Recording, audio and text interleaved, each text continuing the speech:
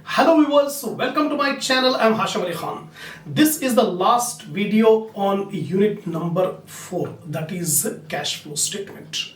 So in this video, so many videos I have prepared on cash flow statement. On previous video, tax evasion, tax avoidance, tax planning, all these things I have explained. In this last video, I am going to explain you about the classification of cost and cost sheet. So these are the last two topics. By this we can be able to come to an end for unit number 4. Now, cost classification. So the total cost will not serve the purpose. For controlling the cost, for ascertaining the cost should be classified according to some characteristic features. So in examination, frequently a question will be asked, explain the classification of cost. Explain the cost sheet. So watch this video to get the complete command on these concepts. So before going for explanation on this cost classification, take the screenshot of the points which I have written on the board, then I'll explain all the points in detail.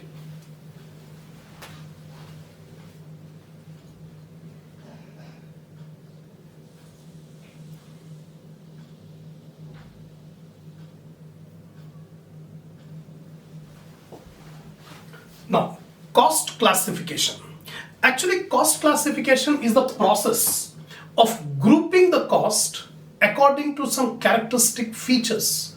So, according to the features of cost, we group the cost into different categories. That is called classification of cost. It's the placement of all like items together according to their common characteristics. All the like items will be put at one place. That is called classification. A suitable classification of cost is vital importance in order to identify the cost with the cost center or cost unit. So it is necessary, it is of vital importance that proper classification of cost should be made so that we can allocate, we can assign the cost to a particular cost center or cost unit. Now the important ways of classification of cost are, there are many ways in which we can be able to classify the cost. So many ways are there. So we'll categorize into by nature or element. We can classify the cost according to its nature, according to its element. Secondly, according to functions. Cost can be classified according to functions as direct and indirect, variability, controllability, normality, capital or revenue, by time, according to planning and control, lastly for managerial decision making. On these basis, we can be able to classify the cost into different categories. Now, one by one, I am going to explain. First of all, by nature or element. According to this basis, the cost can be classified into 3 categories: material, labor, overhead. In every production process, material is required. To convert the material into finished goods, labor is employed. So material and labor, these are the 2 main elements of cost. Apart from that, apart from material and labor, so many indirect costs are there.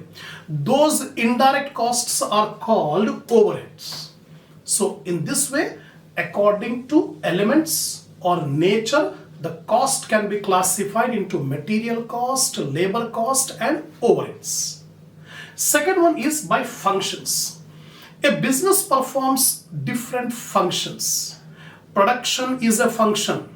Purchasing is a function. Administration is a function. Selling and distribution is a function. Research and development, finance. These are the different departments. Every department will perform one function. So we can classify the cost according to functions. Example first, production. Production is a department which is concerned with converting the raw material into finished goods. So all the cost incurred in production will be called as production cost. Similarly, administration. The cost incurred in controlling all the activities like maintaining the accounts, taking the decisions, supervising, all these things will come under administration. So administration cost. Lastly, selling and distribution is also one of the function. Selling and distribution means supplying the goods. The goods which are already produced has to be supplied to different parties. That is called selling and distribution. Promoting or increasing the sales, right? All these activities are called selling and distribution activity. So cost incurred on selling. So on the basis of functions, we can classify the cost into production cost, administration cost, and selling and distribution cost. Next method of classification is direct and indirect cost. Direct cost is that cost which is specifically incurred in making the product. Specific cost incurred in making the product is called direct cost. And other than direct cost is called indirect cost. Simple example I'll give you. In a furniture manufacturer, suppose the furniture maker is making a sofa set. So material required, labor required on making this sofa set is called direct cost. Apart from that, rent of the premises, electricity, depreciation, all these will come into indirect cost. Not related specifically to the sofa set, but all the activities. So specific cost for making the product is called direct cost, and the common cost incurred on all the goods produced is called indirect cost. Next comes variability. According to variability, the cost can be classified into fixed cost, variable cost, and semi-variable cost. Fixed cost is a cost which will remain fixed irrespective of the level of activity. Whether we produce more goods or less goods or even no goods are produced, still we have to incur the cost. Example is rent. Rent of the premises that will remain fixed. Whether we produce more goods or less goods, we have to pay fixed rent. So this fixed cost is a cost which is related to time, which is not related to production. Production may be more or less. The cost will remain fixed. Salary of the employees, rent of the premises, insurance premium paid, all these are called fixed costs. Variable cost is a cost which varies according to output, according to production. If more production is made, more variable cost. Less production is made, less variable cost. No production, no variable cost. It will move along with the production or output. Example of variable cost is material cost and direct labor cost. These two are variable cost. Semi-variable cost, partly fixed, partly variable. To some extent it will remain fixed. Later on it will increase, it will change. That is called semi-variable cost. Simple example of semi-variable cost is electricity. Monthly there is a fixed rent for electricity. Over that limit, if more units are consumed, more electricity bill. Less units are consumed, less electricity bill. So to some extent, example, electricity department says 100 units free per month. And the minimum rent is, let it be 2000 rupees. The minimum rent of electricity 2000 and 100 units. If we consume more than 100 units, every unit will be charged. That is called semi-variable. Simply partly fixed, partly variable. Next comes according to controllability. According to controllability, the cost can be classified as controllable cost and non-controllable cost or uncontrollable cost. Controllable cost, the cost which can be controlled by the management by taking a decision. Simple example of controllable cost or material cost. The management has to take the decision from which supplier we have to purchase the material, what quality of material we want to consume. So material cost is a controllable cost. Whereas uncontrollable cost, the rent. The rent of the premises is fixed according to the agreement, rental deed. So once the rent is fixed, it cannot be changed later on. It is fixed. So uncontrollable cost. Next comes by normality. By normality, we can classify the cost into normal cost and abnormal cost. Normal cost is the cost which is incurred as expected. That means according to the procedure, according to the process we are incurring the cost. It's called normal cost. Example, every month we are paying the rent, every month we are paying the salary, every month we are paying electricity bill. All these are normal cost. Abnormal cost means any cost which is incurred not normally. Some abnormal item occurred, abnormal event occurred due to which some cost is incurred. Example, all of a sudden the machine broke down. Heavy repairing charges have to be incurred. Suppose the fire occurs in the godown, in the stores, some material is lost. So it is completely abnormal. Unexpected cost is called abnormal cost. Now, capital and revenue. From financial accounting point of view, the cost can be classified as capital expenditure and revenue expenditure. Capital expenditure is the expenditure incurred in acquiring the fixed assets or adding the fixed assets, like purchasing the machinery, purchasing furniture, purchasing building, purchasing of a vehicle. These are called capital expenditure. Expenditure will be incurred only once, but the benefit will accrue for a long period of time. That is called capital expenditure. By incurring capital expenditure, the earning capacity of the business will increase. It's a non-recurring expenditure. It is not incurred regularly. Machinery will not be purchased every month. Revenue expenditure is the recurring expenditure. The expenditure whose benefit will expire within a period of 1 year. That means whatever expenditure we incur in this year, will get the benefit in this year only. Next year, if we want the benefit, again we have to pay the expenditure. The recurring expenditure is called a revenue expenditure whose benefit will occur only during 1 year. Example of revenue expenditure are salary paid, rent paid, electricity bill paid, telephone bill paid. All these are the revenue expenditure. Now, according to time, the cost can be classified as historical cost and predetermined cost. Historical cost means the cost which is already incurred in the past.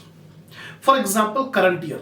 Whatever cost already incurred during the current year and we are recording, the past cost is called historical cost. Then predetermined cost, the cost to be incurred in future. The cost which is expected to be incurred in future is called predetermined cost. In this way, cost can be classified on time basis. Next type of classification, according to planning and control. According to planning and control, the cost can be classified as budgeted cost and standard cost. Budgeted cost means the cost as per the budget made. Budget is a plan of activity to be conducted or incurred in the next year, in the future period. So the activity to be conducted in future is planned now. That plan of activity is called budget. So the cost recorded according to budget is called budgeted cost. Standard cost. Standard cost is also expected cost to be incurred in future on every element of cost. Like how much would be the material in the next year, how much would be the labor cost in the next year, how much would be the overheads in the next year. All predetermined costs are called standard cost. Last one is for managerial decision making. For managerial decision making, the cost can be classified as, first one, marginal cost. Marginal cost is the increase in total cost by producing one more extra unit. For example, if we produce 1000 units, the total cost is 10,000. 10,000 rupees is the total cost for making 1000 units. If we make 1001 unit, in a 1 unit we have extra made. So how much is the change in total cost by making one more extra unit? That change in cost due to additional unit produced is called marginal cost. So normally what will happen when we produce one more extra unit, the fixed cost will not change, only variable cost will change. So simply we can say marginal cost is the variable cost, the change in cost by making one extra unit. Next, out of pocket cost. Out of pocket costs are called cash cost. There are two types of cost, cash cost and non-cash cost. Non-cash cost, just like depreciation. Depreciation does not involve any cash. Only adjustment entry is needed for recording depreciation. It's a non-cash. Whereas salary paid, rent paid, electricity bill paid, these are cash involved. So all the transactions, all the events in which cash is involved is called out-of-pocket cost. Differential cost. The change in cost due to a change in the level of activity. When we increase the production, the increase in cost. When we decrease the production, decrease in cost. That change in cost due to the change in the level of activity, that is called differential cost. Next, sunk cost. The cost which is already incurred in the past, now we cannot change it. It is irrelevant cost. That means the cost will not be taken into consideration for taking a decision. For taking a managerial decision, the cost will not be considered because it's a sunk cost. Already the cost had been incurred. We cannot change it. That is called sunk cost. Imputed cost. Imputed costs are the notional cost or imaginary cost, like interest on capital. Normally interest will be paid on loan taken, but interest on capital means on the capital invested by the owner, interest is calculated. It's an imputed cost. Similarly, rent of the own premises. Actually, rent will be paid only when the premises is taken on hire, on rent. But if it is a own premises, there is no question of rent. But in accounting, we provide imputed rent. That means notional rent, imaginary rent. That is called imputed cost. So these are the 10 types, 10 bases on which the cost can be classified. So after watching this video, after listening the lecture, definitely you can be able to write excellently in examination about classification of cost. Now, cost sheet. This is the last topic of this unit. Cost sheet. Cost sheet is a document. Actually, cost sheet is a statement or document which listed down the different types of cost incurred to produce the goods. In order to make the production, what are the different types of cost incurred? All the different types of cost incurred are listed in the statement.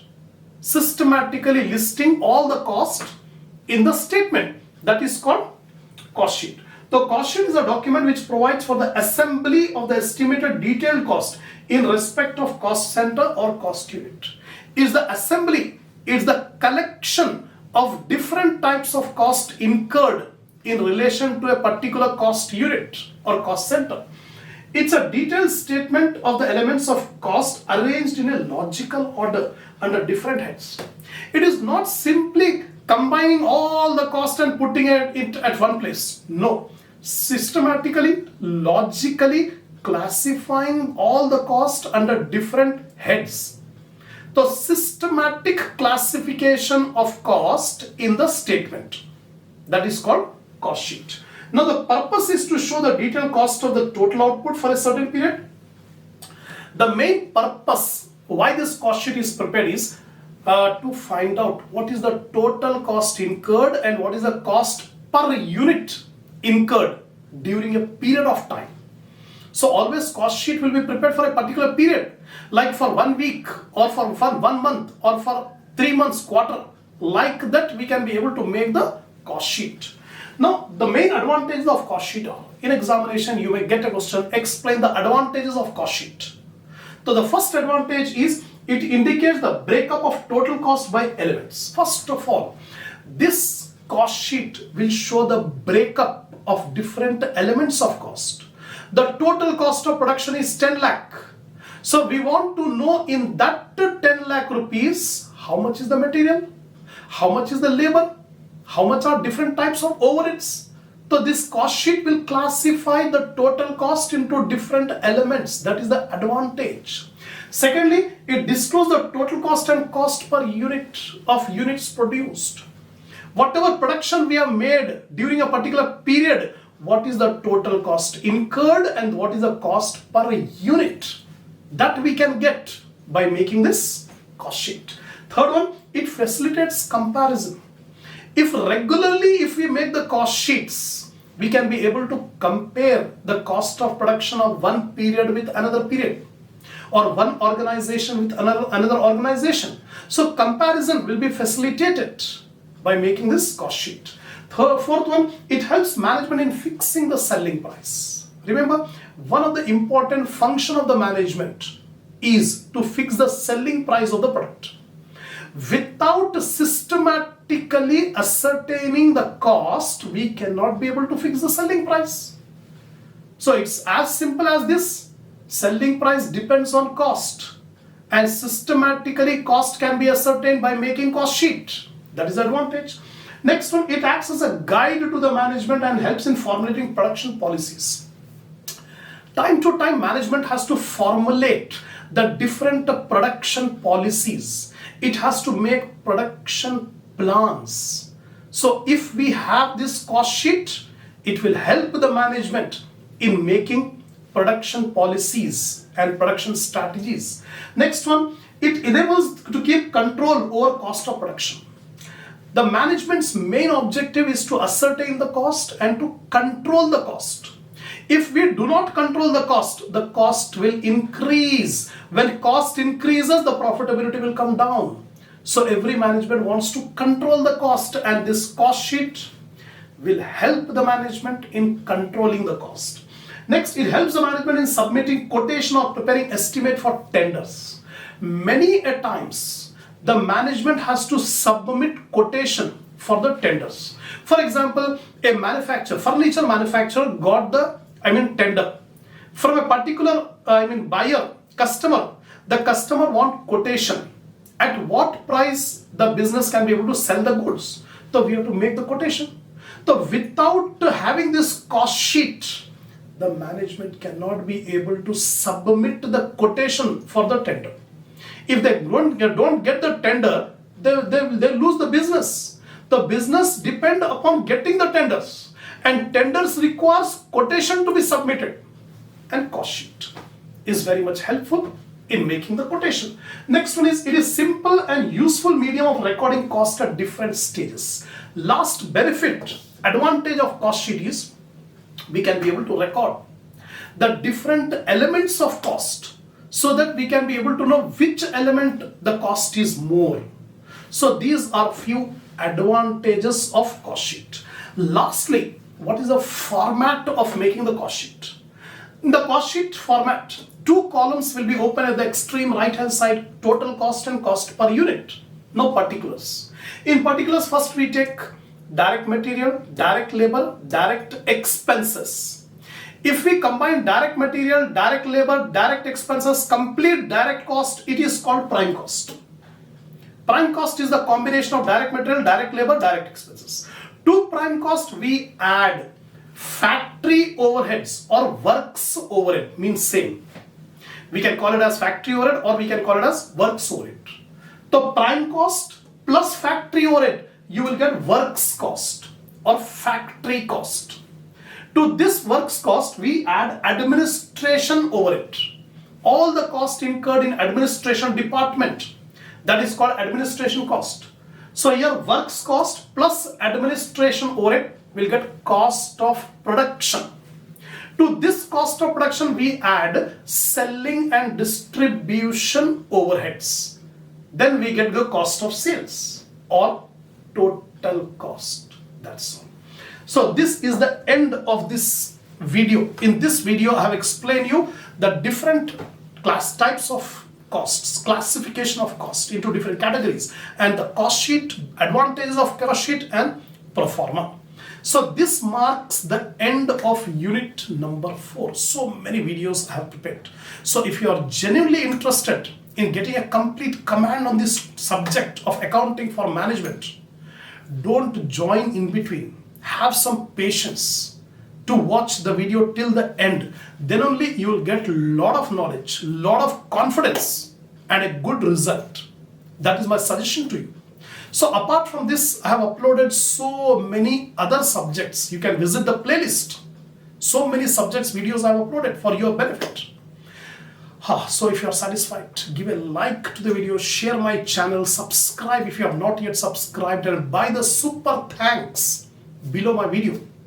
Inshallah, we'll take up the next unit in the next video.